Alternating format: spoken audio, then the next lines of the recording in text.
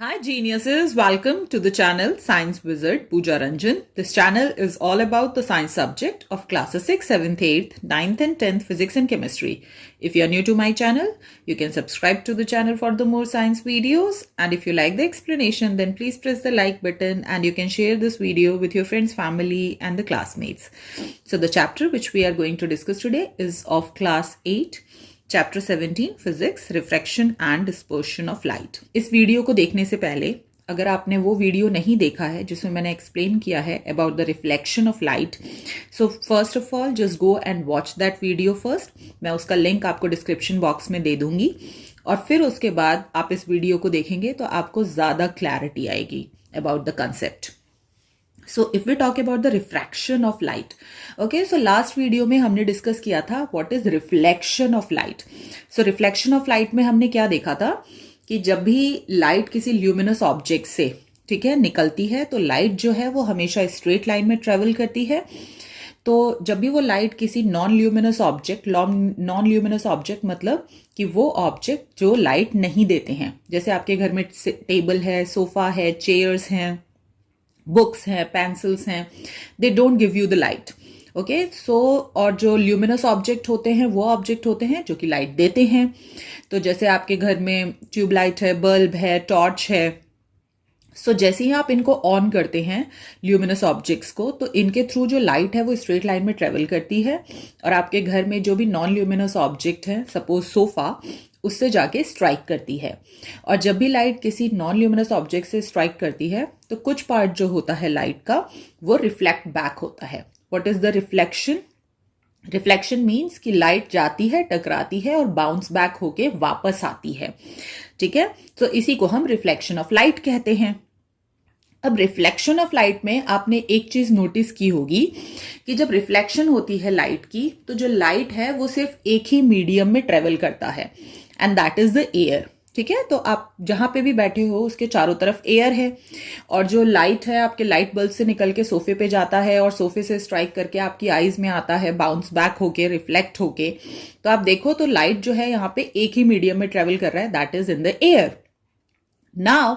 But अगर हम refraction of light की बात करें तो रिफ्रैक्शन ऑफ लाइट में क्या होता है, इस एक्सपेरिमेंट के थ्रू एक्चुअली आप रिफ्रैक्शन ऑफ लाइट समझ सकते हैं। अब करना क्या है इस एक्सपेरिमेंट में? सो इस एक्सपेरिमेंट में हमें एक बोल लेना है, उस बोल में हमें पानी भरना है और सबसे नीचे हम यहाँ पे मिरर रख देंगे। ठीक है, क्योंकि जो भी लाइट इस मिरर से आके स्ट्राइक करेगी वो वापस बाउंस बैक होके बाहर निकलेगी। ठीक है, यहाँ पे आप टॉर्च ले सकते हैं। जो टॉर्च लिया है आपने, क्योंकि उसमें से जो बीम ऑफ लाइट है वो निकलेगी, सो आप लाइट का पाथ क्लियरली विजिबल नहीं होगा।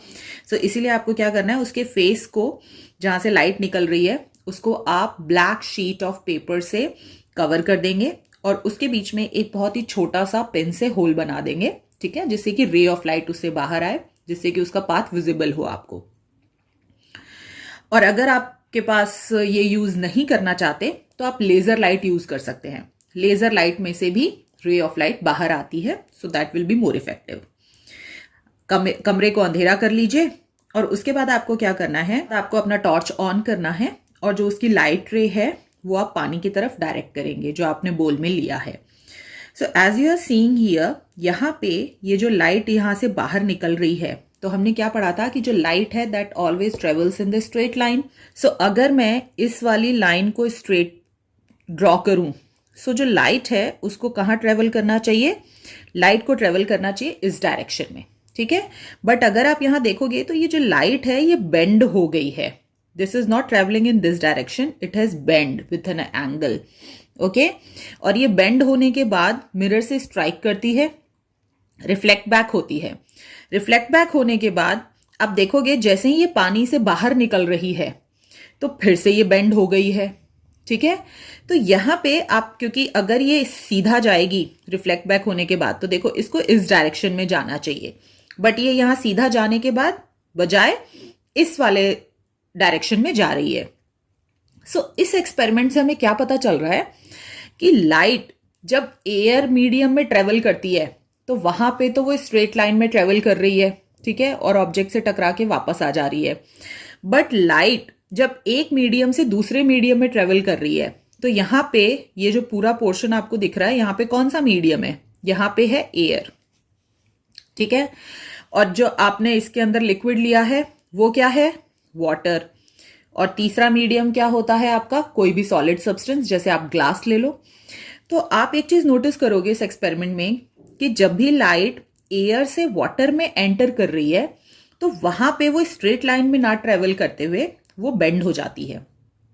और जब लाइट वापस वाटर में से एयर में जा रही है तो भी वो स्ट्रेट लाइन में ना ट्रेवल करते हुए वो दूसरे डायरेक्शन में बेंड हो जाती है।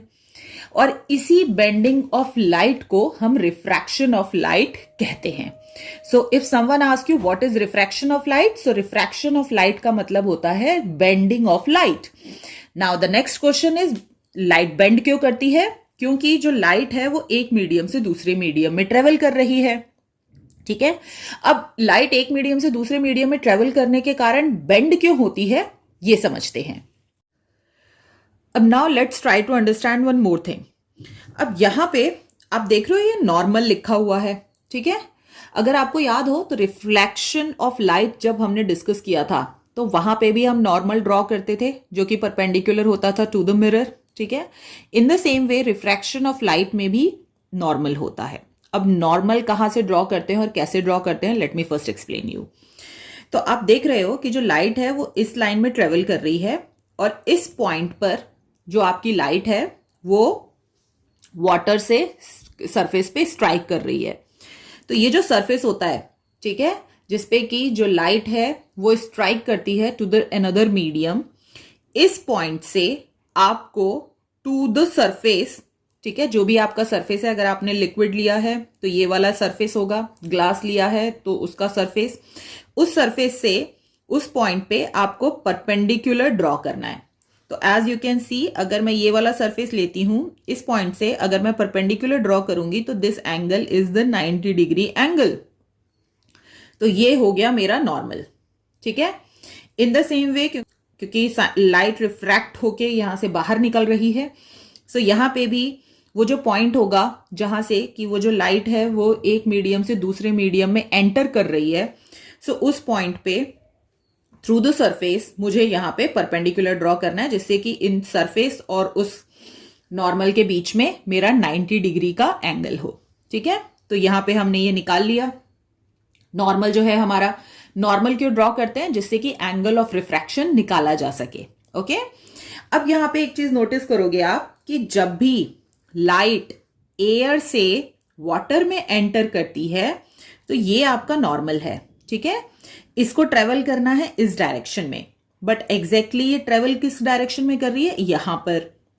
सो इसका क्या मतलब हुआ कि जब भी लाइट एयर से वाटर में एंटर करती है तो जो लाइट है वो सीधे ना जाके नॉर्मल की तरफ बेंड हो रही है। अगर आप देखोगे तो ये जो येलो लाइन है इधर के बजाय इधर है, तो ये नॉर्मल की तरफ बेंड होके और फिर उसके बाद एंटर कर रही है पानी में। ऑन द अदर हैंड, जब ये लाइट रे रिफ्लेक्ट हो रही है इस मिरर से, तो रिफ्लेक्ट होके यहां से ये बाहर जा रही है। तो जैसे ही ये पानी से बाहर जाएगी एयर में तो रिफ्रैक्शन होगा, क्योंकि मीडियम चेंज हो रहा है पानी से एयर में।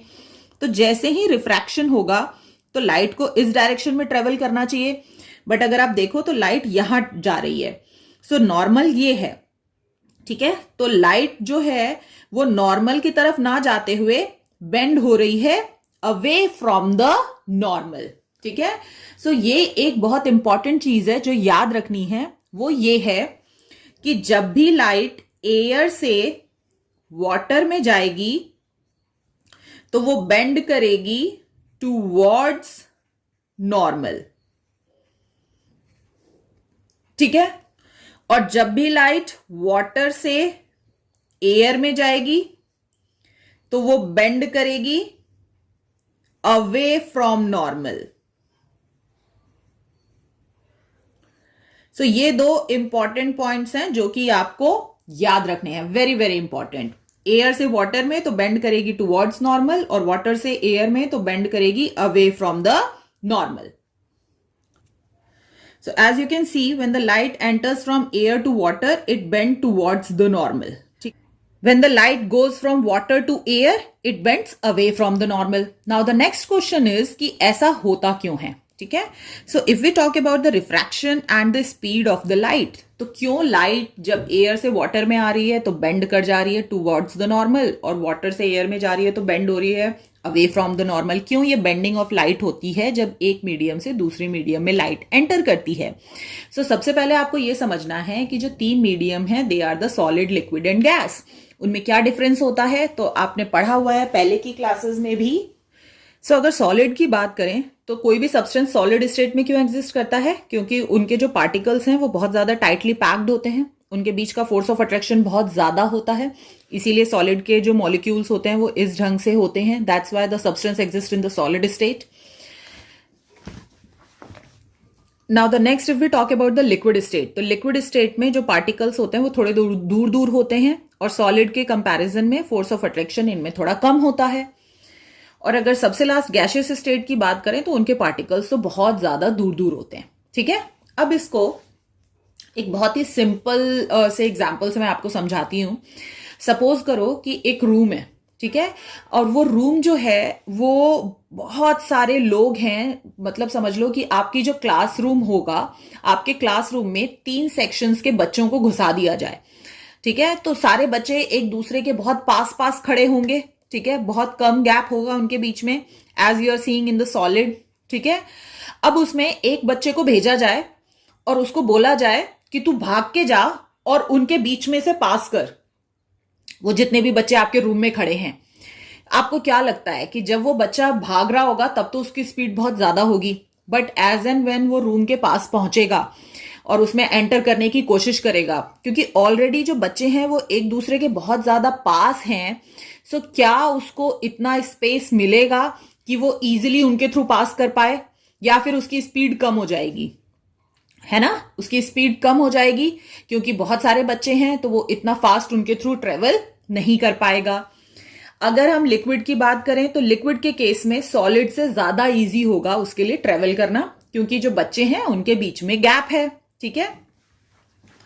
और अगर मैं गैस की बात करूं तो गैस के केस में जो बच्चे हैं वो एक दूसरे से बहुत चार ही बच्चे हैं और चारों बच्चे अलग अलग कॉर्नर पे खड़े हैं, और उसमें अगर कोई बच्चा स्पीड से ट्रेवल करके फास्ट जाना चाहता है, रूम को क्रॉस करना चाहता है, तो उसके लिए सबसे इजी होगा, ठीक है? सो इन द सेम वे यहां पे जो सॉलिड, लिक्विड और गैस है उनमें से जब लाइट ट्रेवल करती है तो क्योंकि उनके जो पार्टिकल्स हैं वो बहुत ज्यादा टाइटली पैक्ड होते हैं, लिक्विड के थोड़े दूर होते हैं, गैस में बहुत दूर होते हैं, तो उससे स्पीड जो होती है लाइट की वो चेंज हो जाती है, and due to the change in the speed of the light वहां पे refraction means bending of light occur करता है। सो जब लाइट ट्रेवल करती है और एंटर करती है इनटू द ग्लास, ठीक है, तो ग्लास जो है वो कौन सा स्टेट है? Solid state. सो अगर लाइट एयर में से, अब एयर के पार्टिकल्स तो बहुत दूर दूर है तो लाइट जो है वो उसमें से बहुत फास्ट ट्रेवल करती हुई आ रही है, बट जैसे ही वो ग्लास में एंटर करेगी तो पार्टिकल्स बहुत पास पास हैं, तो उस केस में जो लाइट है उसकी स्पीड क्या हो जाएगी? डिक्रीज हो जाएगी, लाइट उतना फास्ट ट्रेवल नहीं कर पाएगी, ठीक है? सो जब लाइट ट्रेवल करती है एयर से ग्लास और वाटर में तो उसकी स्पीड डिक्रीज हो जाती है, ठीक है? बट अगर ग्लास और वाटर से वो लाइट निकल के वापस एयर में जा रही है, सो उस केस में क्या होगा? उस केस में क्या होगा कि जो सॉलिड और वाटर है, जो ग्लास और वाटर है, उसके केस में तो जो पार्टिकल्स हैं वो टाइटली पैक्ड हैं, एयर में जो पार्टिकल्स हैं वो बहुत ज्यादा दूर हैं, तो जैसे ही लाइट ग्लास और वाटर में से निकल के एयर में जाएगी तो वहां पे उसकी स्पीड फिर से इंक्रीज हो जाएगी, ठीक है? सो हम ये कह सकते हैं कि जो ग्लास और वाटर हैं they are optically denser. Denser का मतलब क्या होता है? घना। कोई भी चीज घनी है मतलब कि उसके पार्टिकल्स बहुत ज्यादा पास हैं, ठीक है? सो क्योंकि जो सॉलिड और लिक्विड होता है उसके पार्टिकल्स जो होते हैं वो पास पास होते हैं, इसीलिए they are optically denser as compare to the air, क्योंकि एयर के पार्टिकल्स बहुत दूर दूर होते हैं। और ये जो ऑप्टिकल डेंसिटी होती है ये प्रॉपर्टी होती है ऑफ द ट्रांसपेरेंट मटीरियल। अब यहां पे जो हम ऑप्टिकल डेंसिटी की बात कर रहे हैं, ये जो ऑप्टिकल डेंसिटी है ये प्रॉपर्टी है ट्रांसपेरेंट मटेरियल की, ठीक है? मतलब कि जो मटेरियल ट्रांसपेरेंट होता है, जो अपने थ्रू लाइट को पास होने देता है। तो जो ग्लास है ठीक है, वो ट्रांसपेरेंट होता है, उसके थ्रू लाइट इजिली पास कर सकती है। वाटर जो है, एयर जो है, उसके थ्रू लाइट इजिली पास कर सकती है। So optical density is the property of the material which are transparent. Which material is the most denser material? So glass सबसे ज्यादा डेंसर होता है, उससे कम होता है वाटर, और सबसे कम डेंसर होता है एयर। ठीक है, और इसी ऑप्टिकल डेंसिटी की मदद से हम मेजर करते हैं speed of light through the material. तो अगर मटीरियल ज्यादा डेंसर है तो उतनी कम हो जाएगी स्पीड ऑफ लाइट, और अगर कम डेंसर है तो स्पीड ऑफ लाइट इंक्रीज हो जाएगी। सो जैसे ही ray of light optically rarer medium, अब रेयरर मीडियम का मतलब होता है लेस डेंसर। कौन सा सबसे लेस डेंसर होता है? एयर। ठीक है, तो जैसे ही लाइट ऑप्टिकली रेयरर मीडियम से ऑप्टिकली डेंसर मीडियम में आएगा, विच इज द ग्लास। ठीक है, सो अब एयर के पार्टिकल्स बहुत दूर दूर हैं, ग्लास के पार्टिकल्स सॉलिड है तो इसलिए बहुत पास पास हैं। तो खुद ही बताओ लाइट की स्पीड क्या हो जाएगी? लाइट की स्पीड हो जाएगी डिक्रीज, स्लो डाउन हो जाएगी। और स्पीड स्लो डाउन होने से जो लाइट है वो बेंड करेगी टुवर्ड्स द नॉर्मल, नॉर्मल की तरफ बेंड कर जाएगी। और अगर रे ऑफ लाइट एंटर करती है optically denser medium to the optically rarer medium, अब डेंसर मीडियम कौन सा होगा? ग्लास। ठीक है, और ग्लास से निकल के लाइट ऑप्टिकली रेयरर मतलब एयर में जा रही है, तो अब ग्लास के पार्टिकल्स तो बहुत पास पास थे तो स्पीड कम थी, बट जैसे ही वो एयर में एंटर करेगी तो उसकी स्पीड क्या हो जाएगी? इंक्रीज हो जाएगी, क्योंकि पार्टिकल्स बहुत दूर हैं, light can easily travel through it. So जिसके कारण उसकी स्पीड ज्यादा हो जाएगी और उसके कारण वो बेंड करेगा away from the normal. So these are the two things which you have to keep in mind in the refraction of light. तो जैसा मैंने आपको अभी बताया, जो स्पीड होती है लाइट की ग्लास में वो लेस होगी then that in the air. ठीक है, क्यों? क्योंकि जो ग्लास है वो सॉलिड स्टेट में है, तो सॉलिड के पार्टिकल्स बहुत ज्यादा पास होंगे, तो इसीलिए जो स्पीड ऑफ लाइट है वो सबसे कम होगी ग्लास में। और जैसे ही वो वाटर में एंटर करेगा तो वाटर के मॉलिक्यूल्स जो होते हैं वो सॉलिड के बजाय थोड़े दूर दूर होते हैं, तो वो उसकी स्पीड जो है वो इंक्रीज हो जाएगी। सो सबसे कम होगी स्पीड ऑफ लाइट ग्लास में, फिर उसके बाद वाटर में थोड़ी और इंक्रीज हो जाएगी, और जैसे ही जो लाइट है वो एयर में एंटर करेगा तो उसकी स्पीड सबसे ज्यादा हो जाएगी। सो इसीलिए हम ये कह सकते हैं कि जो, क्योंकि स्पीड ऑफ लाइट ग्लास में सबसे कम होती है, तो जो ग्लास है वो सबसे ज्यादा ऑप्टिकली डेंसर है। ठीक है, उसके बाद ऑप्टिकली डेंसर है वाटर, और उसके बाद है air. Okay, and it can bend the light more than the water. ठीक है, तो जिस केस में स्पीड ऑफ लाइट सबसे ज्यादा डिक्रीज होगी वो लाइट को उतना ही ज्यादा बेंड करेगा। सो इसका मतलब हम ये कह सकते हैं कि अगर लाइट ग्लास में एंटर कर रही है तो उस केस में जो स्पीड ऑफ लाइट है वो सबसे कम होगी, तो इसीलिए बेंडिंग ऑफ लाइट सबसे ज्यादा ग्लास में होगी। ठीक है, और उससे कम होगी वाटर में, जब लाइट एंटर करेगा फ्रॉम एयर टू ग्लास और वाटर। सो ये चीज हमेशा याद रखना कि जितना ऑप्टिकली डेंसर होगा मटेरियल उतना कम होगा स्पीड ऑफ लाइट, और जितना कम होगा स्पीड ऑफ लाइट उतना ज्यादा बेंड होगी लाइट। ठीक है, सो इसीलिए हम ये कह सकते हैं कि जो ऑप्टिकल डेंसिटी है that is inversely proportional to the speed of light. मतलब कि जितना ऑप्टिकली डेंसर होगा स्पीड ऑफ लाइट उतनी कम होगी, और जितना ऑप्टिकली रेयरर होगा स्पीड ऑफ लाइट उतनी ही बढ़ जाएगी। सो अगर बहुत ही शॉर्ट फॉर्म में बताऊं तो इस रिफ्रैक्शन क्या होता है? Refraction is the bending of light when the light travels from one medium to another, और ऐसा इसीलिए होता है क्योंकि जो लाइट की स्पीड है वो एक मीडियम से दूसरे मीडियम में एंटर होते हुए चेंज होती है। इसीलिए जो लाइट है कभी बेंड करता है टुवर्ड्स द नॉर्मल जब वो एंटर करता है from rarer to the denser, और जब वो एंटर करता है from denser to the rarer वो बेंड करता है away from the normal, and this is called the refraction of light. Next topic इसके नेक्स्ट वीडियो में कवर करूंगी मैं। So till then take care, bye bye.